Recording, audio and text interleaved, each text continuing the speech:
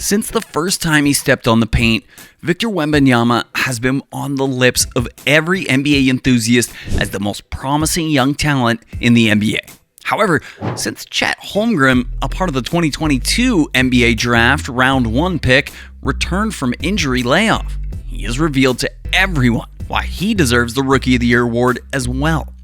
It is a little early in the season to draw conclusions, but these two players have displayed unique and excellent styles of play to help their team. If you're placing a bet on who would emerge as the Rookie of the Year, you are at the right channel. This video will be your perfect guide to making the right choice. Let's dive right into it. Ever since his name was mentioned in the NBA, everyone knew Wembanyama had everything to thrive in the league. So he was drafted as the number 1 pick during the last draft class. Being the number 1 pick holds a lot of weight. So much weight that has marginally influenced the careers of some great names in the NBA, like LeBron James, Dwight Howard, Derrick Rose, Yao Ming, Tim Duncan, Hakeem Olajuwon, Shaquille O'Neal, and even Magic Johnson. Victor Wembanyama came into the NBA with a promise, but so did Chet Holmgren, who was in fact drafted into the league a year before Wemby. Chet's first season was cut off by an unfortunate injury, but since his return, he has also displayed exceptional talent that seems to explain to critics why he has the number 2 overall pick in his draft class. Before he got his first chance at a game with the Thunder against the Chicago Bulls, Holmgren had no hype around him. Unlike Wembanyama, Wemby was the wonderkid, and fans watched his every step and play. But things weren't as bright for Holmgren. In his first game, Holmgren produced a solid play with 11 points, 4 rebounds, and 3 assists. In 25 minutes of play, he had only 1 steal, which signaled that his offensive play might be a little more efficient than his defense. For Wembanyama, it was a different case entirely. His first game attracted a lot of viewers and even broke records. He is the most heralded basketball prospect since LeBron James, so we kinda understand how he attracted such a presence. In his first game against the Dallas Mavericks, Wemby finished with 15 points, 5 rebounds, 2 steals, 2 assists, and 1 block, despite his team's loss.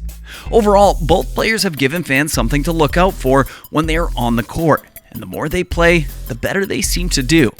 Both rookies lead the Kia Rookie of the Year ladder, but lately, Wembanyama seemed to have peaked ahead of Chet. Despite being rated to 24 minutes a game of play, Wembanyama has averaged 33.1 points, 4.3 assists, 11.1 rebounds, and 6.5 blocks. In his last game against Cleveland, he put in a total of 24 points, 3 assists, and 5 blocks despite another loss. Wembanyama scored more than 100 points in his first 5 career games with the Spurs, making him the second player in the Spurs franchise to drop 100 points or more in just 5 career games, after Hall of Famer David Robinson. Wembanyama is also the first player since Shaquille O'Neal in 1992 to tally 85 points or more in his first 5 contests, including more than 35 rebounds and more than 10 blocks. That sounds crazy, right? Well, let's examine why Holmgren is in this conversation. Holmgren broke an OKC Thunder record, that of Aleksej Pokusevski, who had 6 blocks during a rookie season. This record was broken in Holmgren's second game, where he finished with 16 points, 7 blocks, and 13 rebounds. If Holmgren continues with this form, he could quickly climb the Thunder ranks for all-time block leaders. As a matter of fact, the 7-footer rookie was number 2 pick largely because of his elite rim protection and block numbers. Although he missed a full season, it has become clear that his layoff only made him study the game, and also made it easy for him to ease into the Thunder's basketball system. Wembanyama, who currently leads the Rookie of the Year ladder, has played remarkably well in his last 7 games, despite playing only 1/2 of the entire NBA game runtime.